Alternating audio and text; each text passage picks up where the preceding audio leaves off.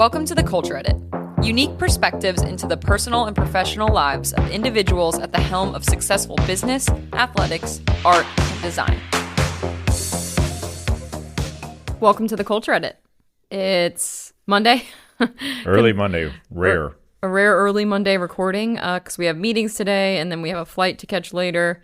So we decided let's get in here and talk all about the weekend because we had a really fun weekend and great memories were made. So we'll crazy busy schedule this week. So we're cramming it in early on a Monday, which is all, we've already been up pretty early already. Yeah. So different vibe. Like normally it's we might have a glass of wine or something. This time we have coffee.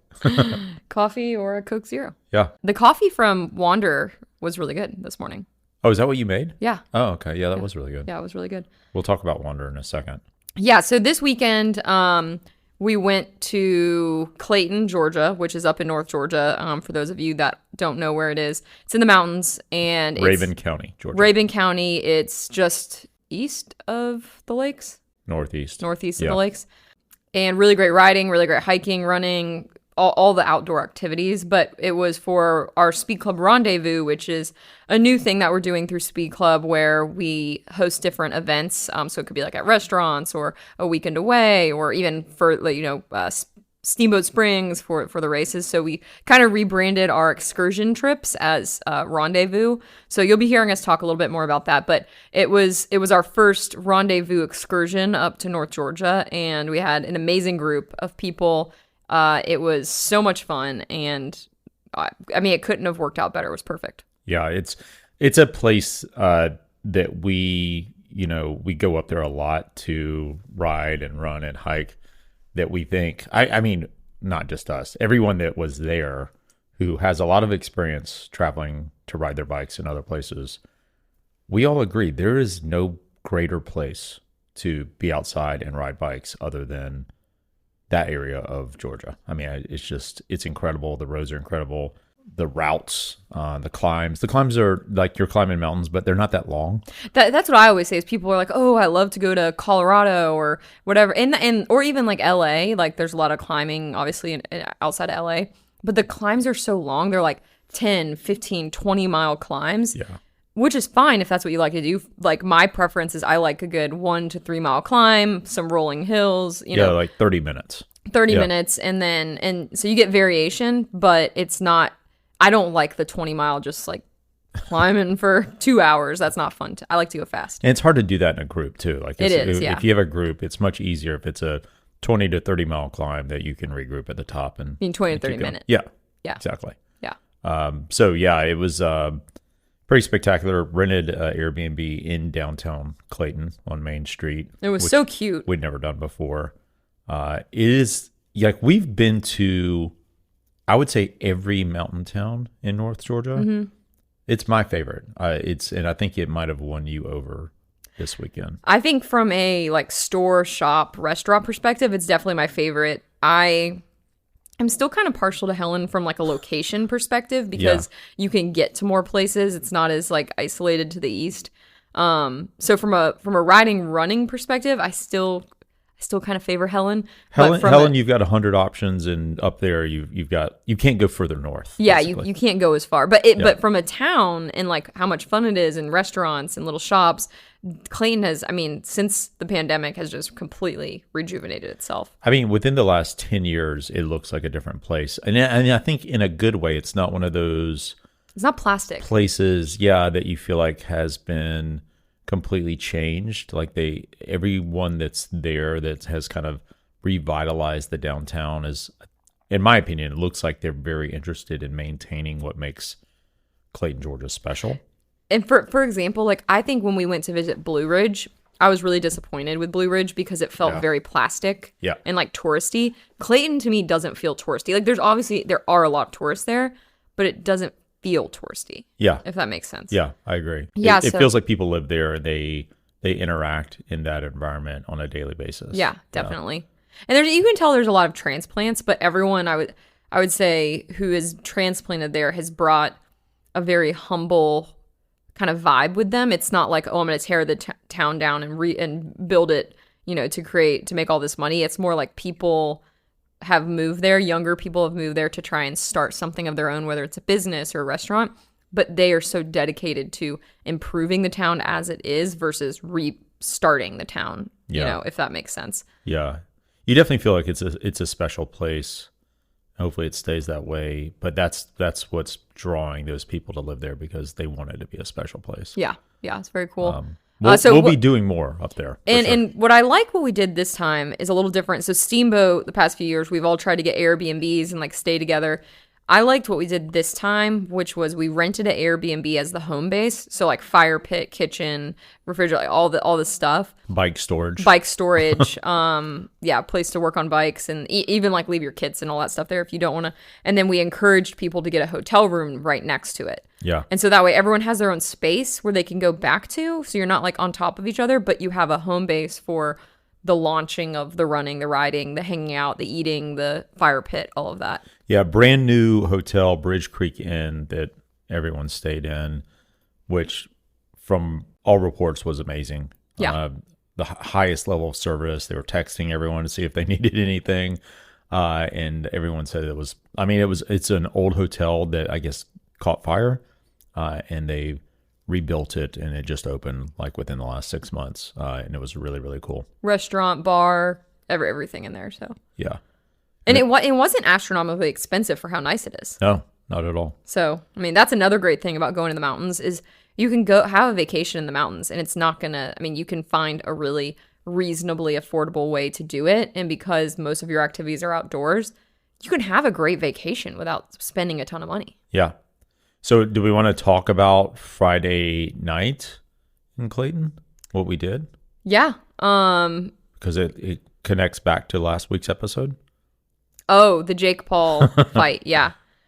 So that night, it was just a few of us who came up on Friday, and then everyone else was coming up Saturday. So we went and got dinner at Fortify Kitchen, which is really great. And then we walked over to Raven's Social, who we met the owner, and he's actually from West Palm, moved up there with his family, opened Raven's Social. It's kind of like, I would actually say that's more, it's Florida vibes. It's a little more like kind of bit. I mean, bar, I don't know, but it was still really fun. Yeah. It's a little more modern, I guess you could say. Yeah. We watched the fight there for a little while. Tried to watch the fight. It started really late. But we were struggling. Yeah, but also Netflix was struggling. Yeah.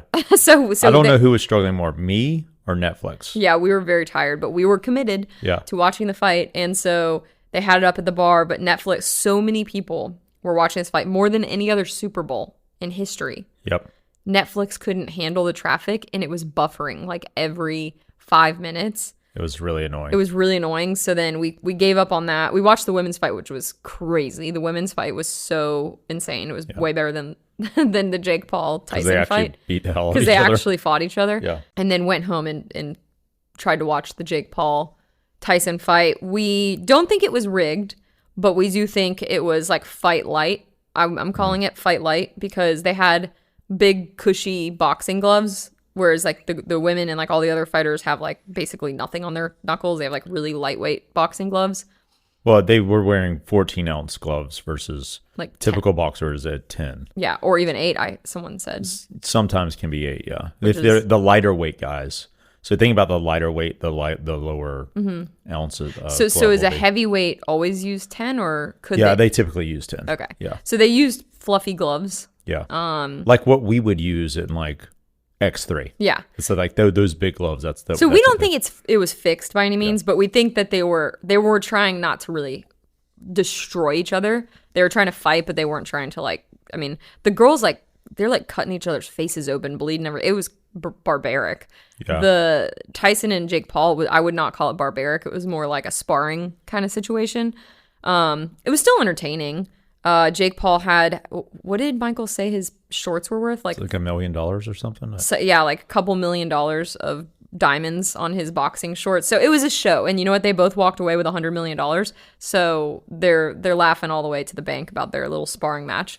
I actually have no idea what happened. Well, you fell asleep. Yeah. So Michael and I stayed up watching it, and you fell asleep immediately. Yeah. Yeah. I'd been up since like 3:30. Yeah. So trying to stay up for a fight, and what a huge mistake that was. Now knowing that it wasn't even that good of a fight for us to stay up because then Oh, I was so tired the next day. I was exhausted. Yeah. And everyone was showing up at 9 or 8:30, and then we were going to start riding. And so on a few hours sleep, and it was rough. We did a route where we started climbing Devil's Branch, like probably 5 to 10 minutes into the ride, and I immediately got dropped. And so I spent the next 5 hours getting dropped by this group. It's good for you. All thanks to Jake Paul and Mike Tyson. Yeah, it was but it was fun. And so that day I had a trail run that I had to do, which I kind of did a trail road hybrid up there. It's a little difficult the trails are very rugged. Yeah.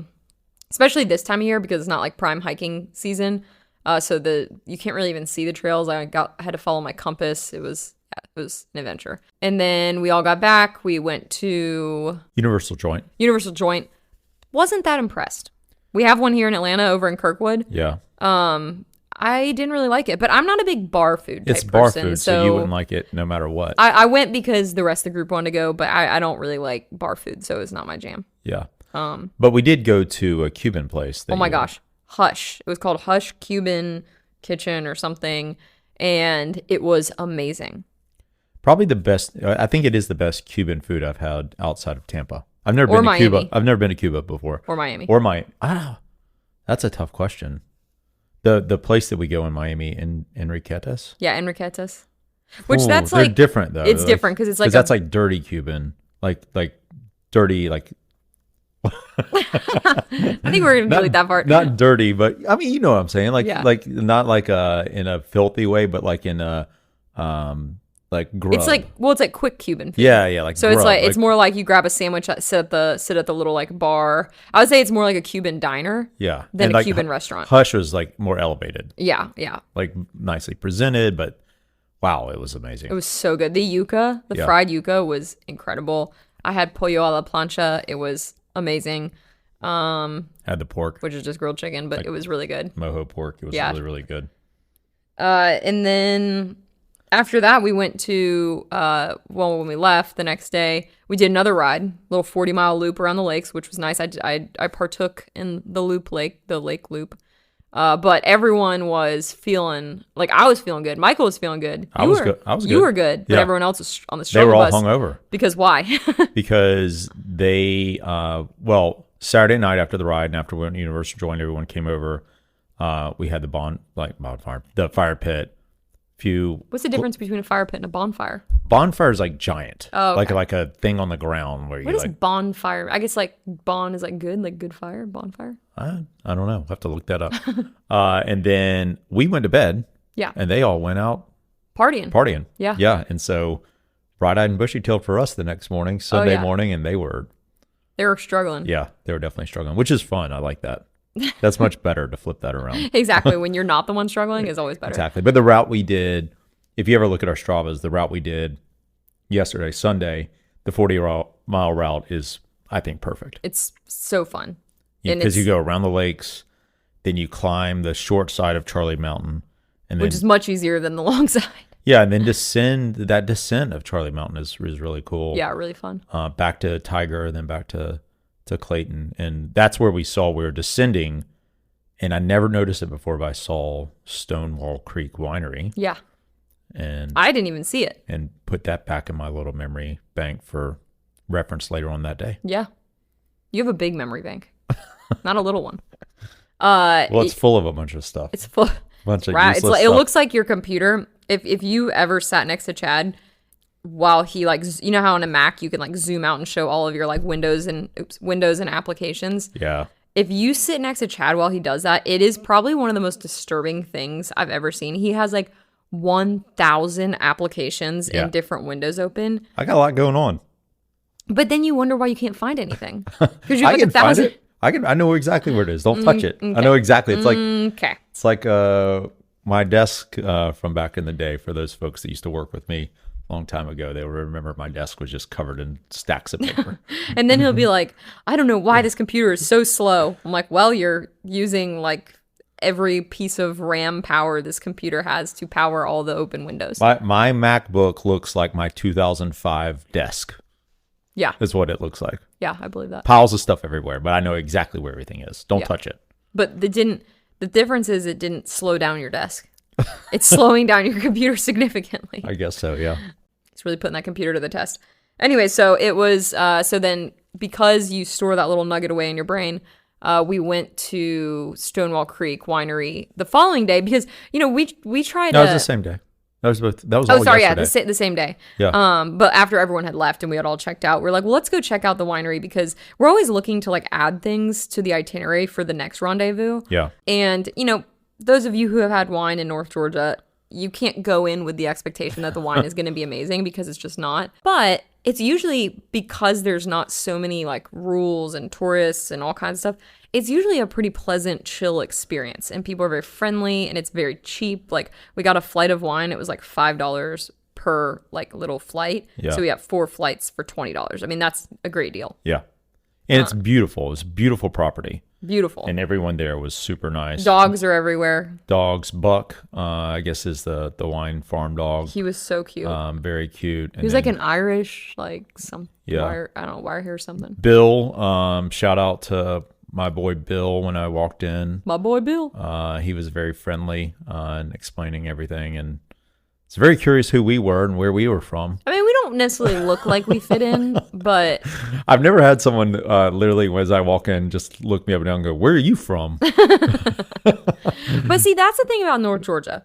I like North Georgia because even if you don't fit in, people are still really kind to you. Like even if they notice like these people are not from here, they're still really nice. It's not like they like notice that you're not from there and then shun you, which if you go to California, if people don't think you're from there, like I do feel like they shun you. Or if you go out west anywhere, like if people don't think you're from there or part of their little clique, they shun you. Yeah. Yeah, it was funny is when he said, "Where are you from?" and I explained, that we're from Atlanta, but we're up here riding bikes. I think the riding bikes thing, he's like, oh, it's bike rider people. It's people in the spandex riding down the mountain. Yeah. But he was really, really, really nice. It's definitely a cool place. I would definitely recommend it. Again, the wine was fine. Keep expectation. I think the safest thing to order in North Georgia is a rosé. Yes. Rosé and white wine are kind of the more safer bet because the reds just aren't that great. Well, they try to fortify the reds by putting them in barrels. Like they try to like strengthen the grape by putting them in and aging them quickly in like really strong barrels, which is what all of their wines were. They had a Cab Franc. I thought that was pretty good. But compared to California, it's just so hard for them to compete. Yeah. Well, and they get a lot of their grapes from California that they're mixing in with their Georgia grown grapes because the climate just doesn't produce the really good grapes that you get out in California or over in Europe. So if you go to Clayton, definitely work that in on the list. We forgot to talk about before we get in the car and announce the big news that we have from the weekend is that visiting Clayton, you got to go by Wander. Oh, it's so fun! It's so great. Which is a retail outdoor shop in bookstore now. In bookstore, we've watched them evolve over the last. I want to say, when was the first time? Probably pre-pandemic. It was right when they opened. We went there. Maybe 2019. Yeah, and they were in a different location, small. What they have done with that retail, they're a destination now. Like they are like almost a tourist destination. Yeah. They've leaned so heavily into brand, which they weren't initially. They were brand forward, but they had a lot of other products. Now, I would say walking through there, a majority of their products are their own. Yeah. Branded products. Shirts, sweatshirts, hats, cups, mugs, literally everything you can think of is branded. Everything. And they've taken, I think, a unique approach to their brand. I would love to have one of the founders on the podcast. I think we want to try and work that out. Yeah. Because we did see the guy. But yeah, they've moved into a new location. Unbelievable experience. The store is beautiful. And they've got a second location on the Toccoa River, which is huge. They just built that. But you were looking at their financials too, because it's public or semi-public. They didn't put their financials public, but they were giving an overview of it was their shareholder report. Yeah, their public-facing one. So it wasn't saying like this is our revenues or anything like that, but it's more about what they've done. It's more about what they're accomplishing with however much investment they're taking from the shareholders. And what I thought was really great is they pay their employees way above market, especially in that area. You can tell. Yeah. And well, it says that. It says that they're paying above market, like at X whatever, for part-time employees. And then they pay 100% of healthcare for their full-time employees. Wow. Which is more than most large corporate companies are doing. Yeah. Which, it is easier if you have a smaller employee base, but still really expensive. So expensive. I think it's harder as a small. Yeah, I mean, I guess, yeah, you could say both ways, but either way, they're doing right by their employees. I met a woman when I was checking out, and I asked her, like, is she from here? Like, what's the deal? And we were just chatting, and she was saying that she actually lived in Orlando and worked at Full Sail University for years, grew up in Orlando. And then they came to visit Clayton during the pandemic, and Full Sail was shut down. Full Sail? What is it's that? If like you're a like in boat? No. It's like a video production, like people who want to be like famous in like movie production and film and all that. It's like a special university for that. Huh. And I think it's also like kind of like how Like SCAD. a SCAD It's like a competitor? SCAD, but Okay. my and I don't, this could be incorrect. My perception growing up in Orlando was that it was more geared towards like video production. Huh. But maybe it's all creative. SCAD, by the way, is Savannah College of Art and Design. Yeah, so it could be just a direct competitor with them. But anyways, it's a private school. I believe it's pretty expensive, I think. Anyway, so Aren't they all? she came to Clayton on vacation and decided to take another job that was fully remote. And her family were like, let's just move up here to Clayton. We like it better than Orlando. It's a great change in pace. So they came up for vacation and Correct. decided to move there. Correct. Wow. Because they loved it so much. Yeah. And so she works part-time at Wander just to she's like, I work remote, so I don't get any like human interaction. So she works in the shop just because she wants to have more human interaction. And she just says the benefits and the way you're treated there, like the culture is incredible. Yeah. So they had a lot about that. I think they gave like $70,000 last year to local charities, not like not national charities, but local, very specific charities. Yeah. So they're doing a lot of work in the community, and that's very apparent. It's just great to see. It's really cool to watch. Just so impressed. It's inspiring. Well, I've met one of the founders. I did a bike ride with them, and to get their story, I think maybe let's wait. But their story is, kind of like a group of friends just got together and decided, we don't want to live in Atlanta. We don't want that lifestyle. What could we do up here? And they created this brand. And if you look at their social media, they're always promoting other local businesses too. Yeah. Like that's a big part of like their strategy is. And like to its core, it originally I feel like it started as like a hiking outdoor company, but it turned into this like kind of tchotchke, but not in a bad way. Like it's a lot of tchotchkes, but but they also said it's not just tchotchke. So Well, it's local artists. it's local artisans and local makers. So I think they said in the shop they have over 150 different SKUs of local artisans across like 40 different makers, artisans, whatever. Yeah. So really cool. Yeah. It's Definitely really go check impressive. it out. So we leave Stonewall Creek Vineyard and start heading south towards Atlanta late yesterday afternoon. I just happened to think we had a half tank of gas, but Yeah. I was like, We had 200 miles left. let's just fill up. It's like an hour and a half to town. Let's just fill up here. And I just randomly, like I was in the far left lane, was like, oh, let's just get off here. Because we've gotten off at this Toccoa area Circle K before. So I was like, no, okay, that's a good place. Pull in, it's packed, and you saw a dog trying to get into the store. And you're like, what is that dog doing? He's like jumping at the door. Yeah, it was really, well, I thought their owner was inside. I thought his owner was, so I was like, oh, that's really weird that someone would just leave their dog outside the store and like without a leash or anything and just like go inside. But It's the this dog, little adolescent, like pit bull, yellow, tan. like pit bull. maybe like a lab pit bull. It's not Yeah. a full pit bull because he's kind of tall. Yeah.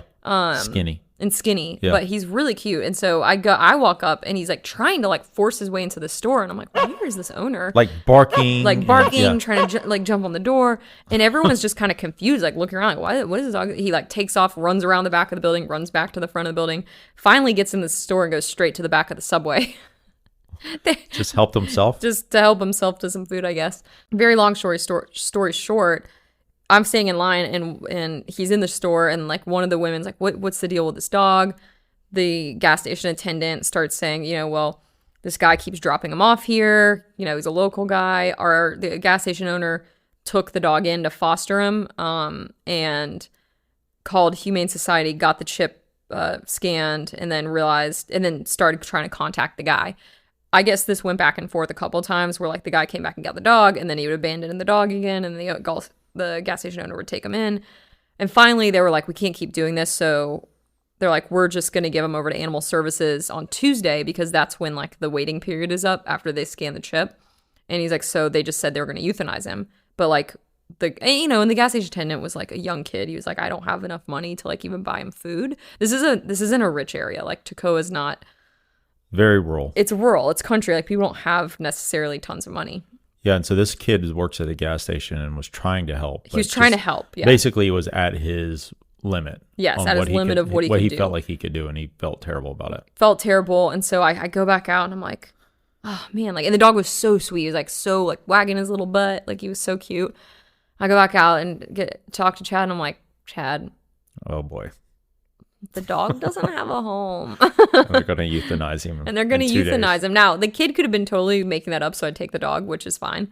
But I didn't get the feeling that he was making it up. And no, he wasn't. So I go back in, and Chad comes with me, and I was like, so can we take the dog? Because like, if you think the owner's coming back and like really wants the dog, we obviously won't take him. But he's running around a busy parking lot. He's going to get hit by a car. He was running like free range frantically near a highway where people are going 70 miles an hour. And through a gas station parking lot with like like RVs and big trucks. And so it was not going to end well for this little puppy.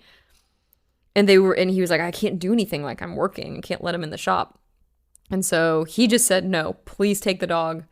This guy, even if he does come back, he does not need this dog. The waiting period's up on Tuesday. Just like wait to take him to Fulton County until like after Tuesday, basically, so that the waiting period was. And I said, okay, well, I'll give you my number just in case for some reason the guy's like, I want my dog, and he's adamant about it, because we're not trying to kidnap people's dogs. Gave him my number, gave him my contacts, so the guy could call and he could come to Atlanta and get the dog if he wanted it. But we're not leaving the dog in a parking lot, like, and that guy can go, rot in a ditch, because if you leave your dog in a busy parking lot near a highway, I don't think you deserve to have the dog. Yeah. And I say guy, it could have been a woman because he didn't specify. Oh, I thought he said it was a guy. I don't think maybe he did say it was a guy. He said it was a guy. Okay. Yeah. Sorry, I'm just trying to, not trying to be like that. But anyway, so I put Emmy in my lap in the front seat, and we put little Tocco in the back seat, and he immediately fell asleep. He was so tired. Yeah. And so exhausted. And the gas station guy came out, and he like brought a bunch of like treats and meat sticks. He's like, here, thank you so much. And this like random girl who obviously like hangs out at the gas station all the time is like, we're so glad you're taking him. And so it was, another dog safe. And you know what drives me crazy is people kept messaging me like, oh, like, how do all these dogs find you? You always like find these random dogs. And I'm like, well, by my estimation, hundreds of people went through that gas station that day. Yeah, he'd been there all day. Doing that. So meaning hundreds of people also came in contact with that dog, or the dog came in contact with them, or found them, whatever you want to call it. And they just didn't do anything. And you know what? I know not everyone can do everything. So like, that's totally fine. But I beg of people, just do the right thing. It's not always the easy thing, but just please do the right thing. If you see a dog in a parking lot and you have the means or you have the ability to take him and get him in a safe situation, sure, it might be a pain in the butt for a couple days, but isn't that worth saving a dog's life versus just like looking at him and thinking, I don't feel like dealing with this today. Like if more people had a different mindset, I feel like it'd be a little bit better of a world. Yeah, I mean, it's definitely not you going out searching out dogs, but if you see one in need, you're not afraid to inconvenience yourself, possibly me. I've been trying to take the burden off you. I'm kidding. But that is, that's the difference. Is that there was a parking lot full of people watching this go down. Yeah. And we're just kind of like looking at us. But yeah, I think that's the difference. Is we're also in a position, like we've talked about before, we're in a very unique. Yeah, we position. Don't have kids. We no kids. Emmy's super chill. I mean, we do have the dog in a crate, and we have not let him out in our house because that's kind of like our rule whenever we rescue a dog. Is we'll obviously play with him outside, take him on long walks, do all that, but we don't let if we're not going to adopt a dog, we don't let them just like roam around the house because Little Buddy Allen got to roam around the house. well, but Buddy was a small dog. It was a little different. Yeah, he was a little small butterball And that he wanted also to climb in your lap the whole time. Well, he also clearly came from a house. Yeah. This dog has maybe lived outside of a trailer. Like outside, like he's an outside dog. He has not lived in a house. Doesn't understand the concept of a house. Yeah. Really likes the crate. He does. Really likes the crate. You say like if you just say point to the crate, he'll just go in and lay down. I woke up really early to work with him this morning to train him. Folks. Just basic training. Just folks, so you hear that she woke up or even earlier before we had to start work to train the dog. Start training the dog. Because I want to build his confidence because he's very scared and he's very cautious, and I think it's harder to adopt a dog if people aren't patient. Like most people aren't patient, and so if I can try and get like over the next couple days or something, like just work with him to regulate his nervous system, get him a little calmer, get him to understand like it's okay, like we're gonna have a routine and that routine is gonna be safe and the routine is gonna be fun for you. Yeah. It's amazing what you can do in like a week. Yeah. Or even a couple days with a dog. Like, it's not complicated. It's really not. No, it's just work. It's just, but it's not even a lot of work. It's like 15 to 30 minutes a day. He's very trainable, too. Like, he is a good dog. Yeah. He wants to please. He wants to, like, look you in the eyes. Yeah. He's very trainable. And I took him, like, this morning, I took him on a really long walk, and we saw multiple dogs. He never barked at any of them. Yeah. He didn't bark at any people. He will look at dogs. Like, he'll, like, get distracted. But as soon as I say, like I make like a little clicking noise in my mouth. Mm-hmm. As soon as I do that, he looks back at me. We make eye contact, and I give him a treat. Yep. So as soon as he makes that eye contact back with me, he knows that that's more important than looking at the dog. Yep. And then we keep walking. We don't like people standing and like having their dogs like square off with other dogs. It's such a weird thing. I'm like, just keep walking. Well, but you are trained in dog training. Most people so aren't dog trained. You've been trained by some really great dog trainers, like Darius and Keith, and so you know what to do. A lot of people just don't know what to do. Yeah. But the good thing is there's amazing free resources out there on YouTube, on TikTok, on Instagram, where you can learn yourself to train a dog. So if anyone's looking for a really, really cute, sweet, really smart dog, yes, let us know. I do think that you should want the bonding, like, because there's different ways to bond with different types of dogs. Yeah. This dog wants to bond through communication and through being with you. And it's not a dog that is just going to be like a little tiny lap dog that you carry around, which is totally fine to like have a little lap dog that you carry around. But I think basic obedience could be a really fun way to bond with this dog. Definitely.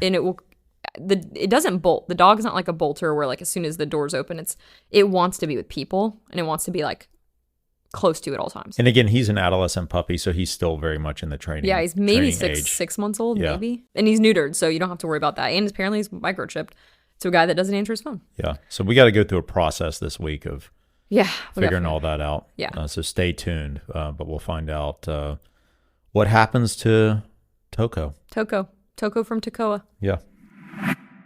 Okay, so now that you know what we did all weekend, I think, like, do you think I wonder if people wonder, like, why do we do this? Like, this isn't our job. Like, why do we plan SpeedClub Rendezvous? Why do we plan all these rides? Like, talk people through kind of what's driving this. Because I'm sure people are like, why do they waste all their time doing all this stuff?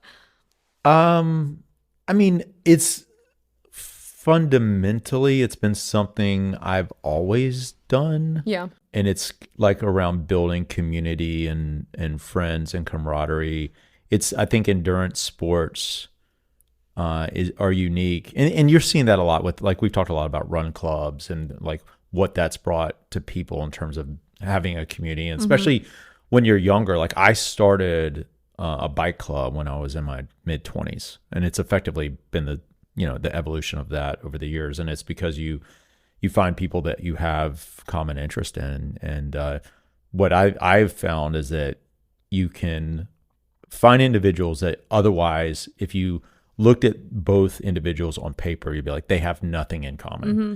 But if you bring them together with a common passion around cycling or running or endurance, they can have so much in common. Like you think about this weekend, we had, half the group was from South America. Yeah, that's true. like Half the group spoke Spanish. Right. Half the group spoke Spanish or Portuguese. Yeah. And so, on paper, there would never be a time where, a kid that grew up in the panhandle of Florida would be spending a weekend together with people that grew up in Argentina, in Buenos Aires and or Sao Paulo. And so I think that's something that and vice versa. And vice versa, right.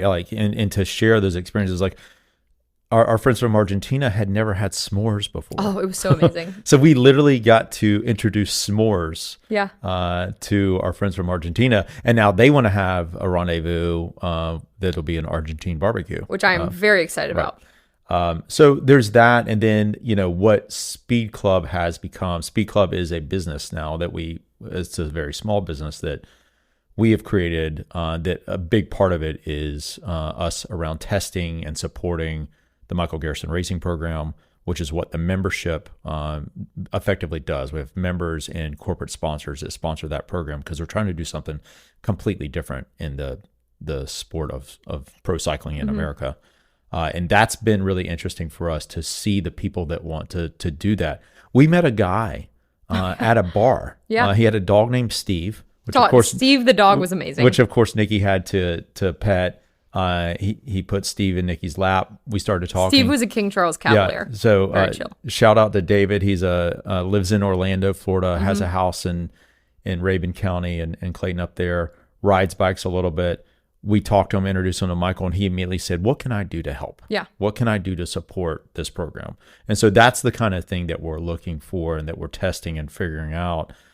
What does the future of that entity look like? And media is a big part of it, but also just the possibility of bringing people together around a shared passion is really what we're very interested in, and what SpeedClub or whatever we end up whatever we call it. That's just there's a whole nother branding story discussion going on behind the scenes, and to see the other industry partners that have supported the program and want to be a part of it, like just sharing the vision we have. And so you've got cycling industry and effectively or possibly running industry people that are like, I'm very interested in this. And so that's what we're doing with these events, is we're kind of testing what works and what doesn't work. And everything that we've been doing over the last year, whether it comes to the media, or it comes to the very popular newsletter, where it comes to social media we've done, where it comes to the podcast. Yeah. So that's what's happening. Yeah. Does that make sense? And we'll have more updates, but everything we do is about building community, and we have some really exciting things for next year to continue to build the community in Atlanta, outside of Atlanta, across the globe, because that's the goal, is to build a place or places where the social aspect comes first. Riding is a common thread, or running is a common thread, but community and socializing is really why people are a part of it. And that's why we're looking at different options too. Like when we do these, like I know we have a reputation mainly because we ride with very serious and strong people, right? And so there's a reputation maybe like I can't participate, but that's what we're trying to figure out is, yes, you can. Like let's figure out how that works. And so that's why we've been experimenting with different lengths of rides and runs and trail runs and all the different things. Well, perfect example is like I knew Saturday you were doing an 80-mile ride and I haven't been riding, so I was like, oh, well, I'll go on a trail run. And then Sunday we were like, oh, but we'll do a 40-mile or 6. There was options. There's 40, 60, or 80. Everyone ended up just choosing the 40 because they're all hungover. But that's the great thing about going to the mountains, or even in Atlanta. There's so many route options. I think it's safer in the mountains to kind of go on your own. Yeah, it's trying to exactly. It's trying to find that the opportunity to make sure everyone can participate. But at the same time, we did an 80-mile ride because there was a big group that wanted to really challenge themselves. It's basically 6 it's 80 miles. Well, and it's not like you guys are leaving each other out there. You regroup at the top of all the climbs, and so they left me, but they kept waiting on me. Yeah, exactly. That's the important part, is the waiting. Right. I guess they had to wait. They didn't know where they were going. So that's what we're doing. So if you're interested in that, if you're interested in being a member or partnering with us, let us know, because we're working on what that looks like for next year and how we can support the program and address what we think is a pretty big gap in this sport, sport of cycling and running. So a couple quick follow-ups that are more pop culture related. I don't know if anyone else has noticed this, but we both listen to a lot of music on Spotify, and they released their AI playlist builder recently, and it's supposed to be like AI's monitoring everything and like giving you what you need. But I don't know, like you tell me if this is happening to you. Every single playlist now has the exact same songs. They're all the same. Every single playlist is the same. Like AI, I'm getting nothing new. I'm getting nothing new. I'll even say like create a playlist with new country music or new hip hop music, whatever, and then I get the exact same songs. Yeah. It's driving me insane. Well, now our podcast is going to be blocked on Spotify. Luckily, YouTube's our biggest platform. We should actually talk about that. So for those of you that like watch on YouTube, the reason the past couple episodes have been not available on YouTube is because we mentioned either or the... Why are you doing this? Okay, I'll bleep it out. We mentioned a name that rhymes with Shamala or Crump. Yeah.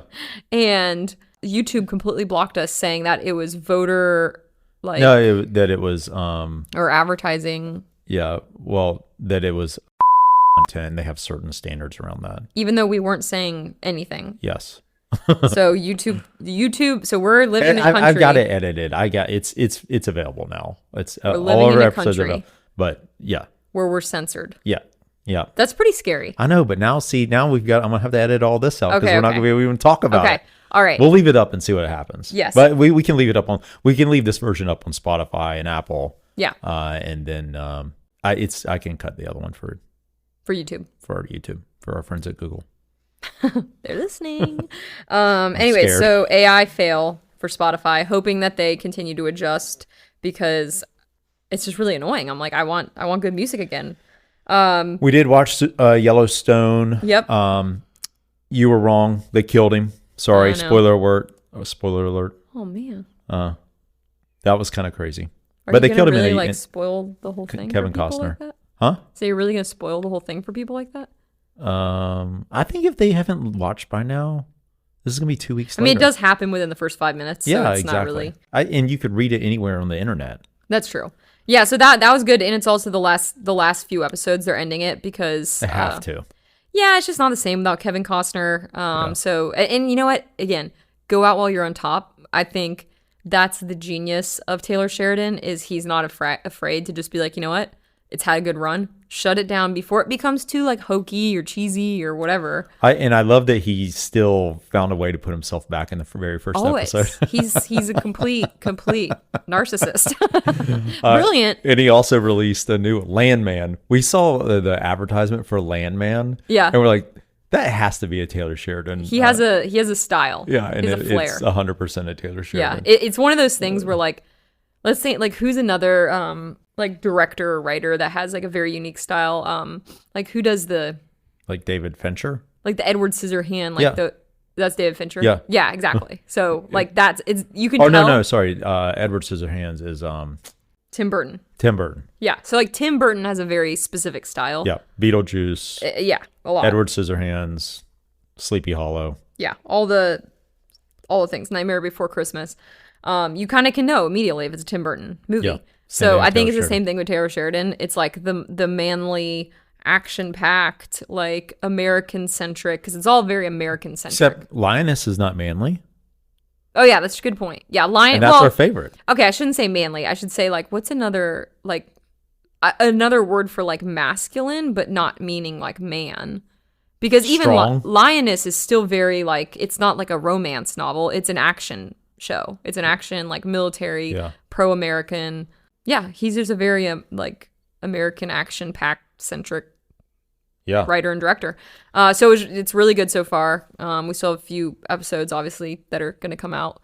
Lioness, we're caught up on that. It's amazing. Yep.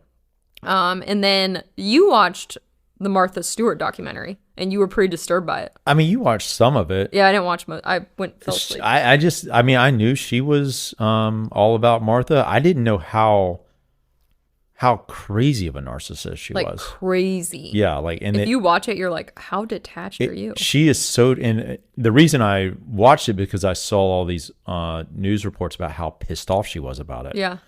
But she's pissed off. It's her sitting there talking. She's mad that they made her look bad. Right. But she sounds horrid. It's her words. It's like wild. The stuff she's saying, you're like, this is what, like, yeah, I believe she went to prison. Like, she's complaining about her first husband cheating on her, having an affair, and what a terrible human she was. And then he was. And then the narrator goes, but didn't you cheat on him first? And she said, oh, well, he didn't know about that. Yeah, he didn't find out about that. It's just one of those things where you're like, and wow. it still didn't even click in her mind. No, she was like defending it. She's like, I mean, he didn't find out about it, so it doesn't matter. Like, that's how crazy Martha Stewart is. Yeah, so it was interesting. I mean, I was curious like how she built her empire, which she was relentless. Yeah. And she's also part of, she's in that New York kind of scene. I mean, she's brilliant. Yeah, brilliant, and her husband was a hard publisher. Like, I didn't know that. Yeah. So her husband was a publisher, and that's how a lot of, what she did was able to get started. She got started by hosting all the parties. Yes. She was essentially building like the modern day charcuterie boards for all these like, social elites in New York. And she just became she was just a hard worker and also a personality. I mean, she's very eloquent in the way she describes things and tells stories, and like she is a master storyteller. And she was really pretty, and like she checked all the boxes. She has everything that most famous people have.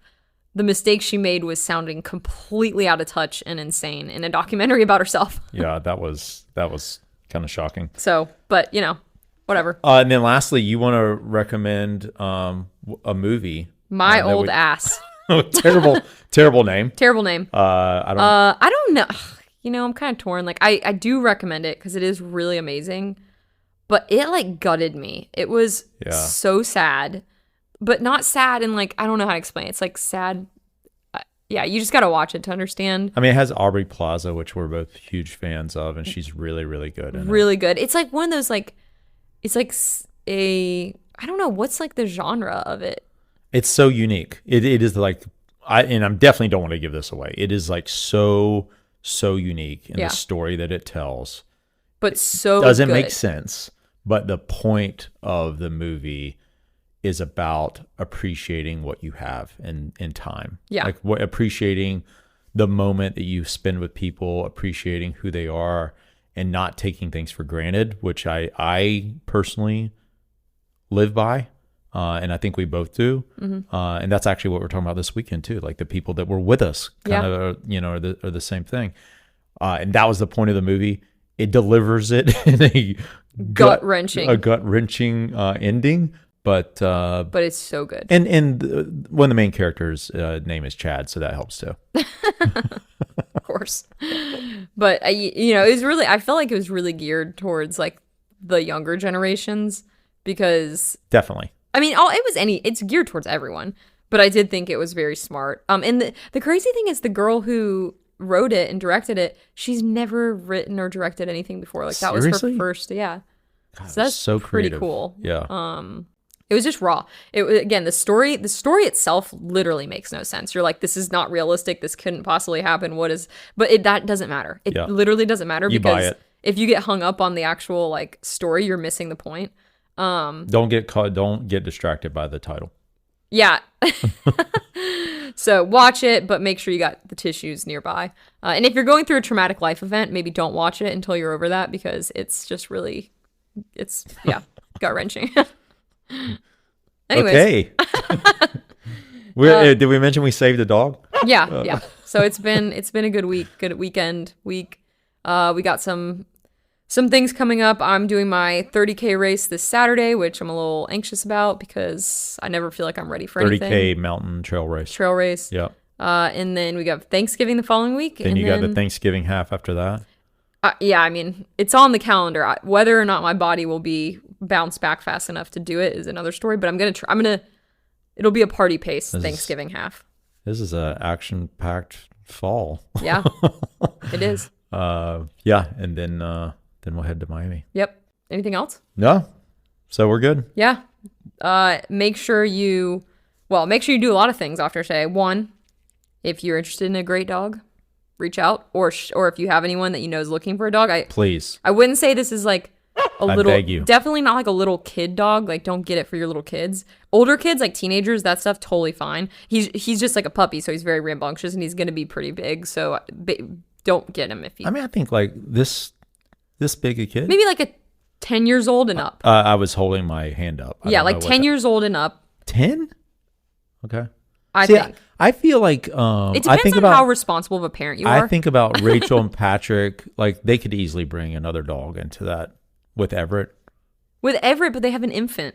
Oh, I forgot about the infant. Yeah. Okay. Yeah. This is not an infant. The dog's going to be too big right now if you have an infant. There's too much going on. You need to have time to train the dog. Yeah. And give him the attention he needs, and then he's going to be. I was thinking that size kid could handle this. Yeah, dog. but you need time to train the dog. So okay. Preferably someone who wants to learn to train the dog. We have trainers that we can recommend to you, but this will be a great dog. Like Nikki will probably have him trained by. I can't say that about all dogs because I do meet a lot of dogs where I'm like, this dog's dumb as hell. Yeah. And it's never going to be trained. You better just hope that you can deal with that. This dog is actually really smart. Like, he's a really smart dog, and he wants to please so bad that this is a dog you could easily train to run next to you, run off leash, walk off leash, go on trails. Like, he is going to be like the perfect, like, give him like, you know, get through the adolescent stage. And he's even still really good right now. He doesn't bite. He's not, you know, overly hyper. He's going to be a great dog for someone. I think he'd be great for anyone. Yeah. So Toko, he is available. And then subscribe, share, you know, send us feedback. We love it all. Definitely. Going into the holiday season, we're hoping to have some more interviews. And if anyone's going to be at Art Basel in Miami, let us know. Yes, let us know. We'll be there at least for one of the days. I don't know if we're going to do like the full 3-day experience, but we want to try and go see some art for a day. And if you're in Miami, we'll see you soon. All right. Over and out. Treat time is my showtime, I heed the call. Rush into the kitchen, I'm on the ball. Everyone's laughter fuels me, it's clear. Savoring the joy of being loved, I hold dear. Each footprint I leave in family memories. Receiving love, giving it back with ease. The little king of this home, yes, that's me. Everyone's crazy about me, grateful as can be. Have what I want and dreams I still run. Playing hard, slipping around, it's all fun. Got a fluffy bed and treats, oh so fine. Organic meals daily, living the dream I shine. Have what I want and dreams I still run. Playing hard, slipping around, it's all fun. Got a fluffy bed and treats, oh so fine.